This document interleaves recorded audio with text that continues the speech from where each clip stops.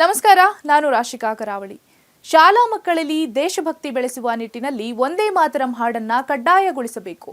ಹೌದು, ರಾಜ್ಯಸಭೆಯಲ್ಲಿ ಸಂಸದೆ ಸುಧಾಮೂರ್ತಿ ವಂದೇ ಮಾತರಂ ಹಾಡನ್ನ ಕಡ್ಡಾಯಗೊಳಿಸಬೇಕು ಎಂದು ಕೇಂದ್ರ ಸರ್ಕಾರವನ್ನ ಒತ್ತಾಯಿಸಿದ್ದಾರೆ.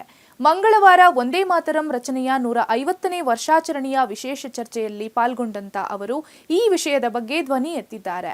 ನಾನು ಸಂಸದೆ ಎಂಬ ಹುದ್ದೆಯಲ್ಲಿ ಇಲ್ಲಿ ನಿಲ್ಲುತ್ತಿಲ್ಲ, ನಾನು ಭಾರತ ಮಾತೆಯ ಮಗಳಾಗಿ ನಿಂತಿದ್ದೇನೆ ಎಂದು ಮಾತು ಆರಂಭಿಸಿ ವಂದೇ ಮಾತರಂನ ತಾತ್ವಿಕ ಅರ್ಥ ಹಾಗೂ ಅದರ ಸಾಂಸ್ಕೃತಿಕದ ಬಗ್ಗೆ ನೆನಪಿಸಿದರು. ಭಾರತವನ್ನ ಒಂದು ಬಣ್ಣದ ಹೊದಿಕೆಗೆ ಹೋಲಿಸಿದ ಸಂಸದೆ ಸುಧಾಮೂರ್ತಿ ಅವರು, ಪ್ರತಿಯೊಂದು ರಾಜ್ಯವು ಬಟ್ಟೆಯ ತುಂಡು, ಅವನ್ನು ದಾರದ ಸೂಜಿಯಿಂದ ಜೋಡಿಸುವ ಕೆಲಸ ವಂದೇ ಮಾತರಂ ಮಾಡುತ್ತದೆ.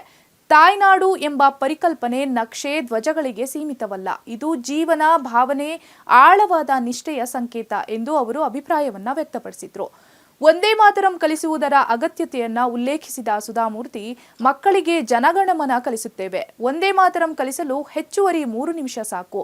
ಕಲಿಸದೆ ಹೋದರೆ ಮುಂದಿನ ಪೀಳಿಗೆ ಹಾಡಿನ ಸಂಪೂರ್ಣ ಪಠ್ಯವನ್ನೇ ಕಳೆದುಕೊಳ್ಳಬಹುದಾದ ಅಪಾಯವಿದೆ ಎಂದು ಕಳವಳವನ್ನ ವ್ಯಕ್ತಪಡಿಸಿದ್ರು.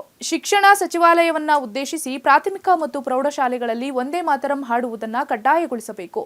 ದೇಶಭಕ್ತಿ ಎಂದರೆ ಸಹಾನುಭೂತಿ, ತ್ಯಾಗ, ತಾಯ್ನಾಡಿನ ರಕ್ಷಣೆಯ ಮೌಲ್ಯಗಳು, ಇವೆಲ್ಲವೂ ವಂದೇ ಮಾತರಂ ರೂಪಿಸಿರುವ ಸಂದೇಶಗಳಲ್ಲಿ ಅಡಕವಾಗಿವೆ ಎಂದು ರಾಜ್ಯಸಭೆಯಲ್ಲಿ ಸುಧಾಮೂರ್ತಿಯವರು ಹೇಳಿದರು.